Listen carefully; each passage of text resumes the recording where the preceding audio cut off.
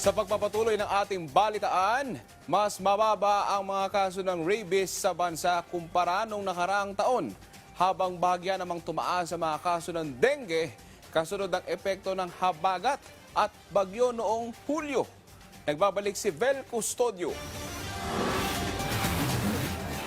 Mula buwan ng Enero hanggang Agosto, nakapagtala ang Department of Health ng 211 na kaso ng rabies sa buong bansa. Mababa ito ng 21% kumpara sa 266 na itala sa parehong panahon noong 2024. Pero panawagan ng DOH sa publiko na huwag maging kampante. Panawagan ng kagawaran na tiyaking bakunado ang mga alagang hayop at maging responsableng pet owner. Makipag-ugnayan sa veterinaryo sa LGU para sa bakuna at kung sakaling makagat o makalmot, hugasan agad ang sugat gamit ang sabon at umaago sa tubig sa loob ng 10 minuto at agad na kumonsulta sa health center o sa Animal Bite Treatment Center. Bahagya namang tumaas ang kaso ng dengue noong 13 hanggang 26 Hulyo na umabot sa 15,091.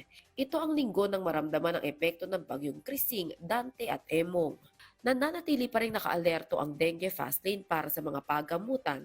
Gayunman paalala ng DOH, ugaliin ng taob, taktak, tuyo at takip sa mga lalagyan ng tubig na maaaring pamahayan ng lamok. At kung sakaling makaranas ng lagnat at 2 araw na nakararamdam ang pamamantal, pananakit ng katawan, kalamnan, mata, pagkahilo o pagsusuka, agad na kumonsulta sa doktor. Vel Custodio para sa Pambansang TV sa Bagong Pilipinas.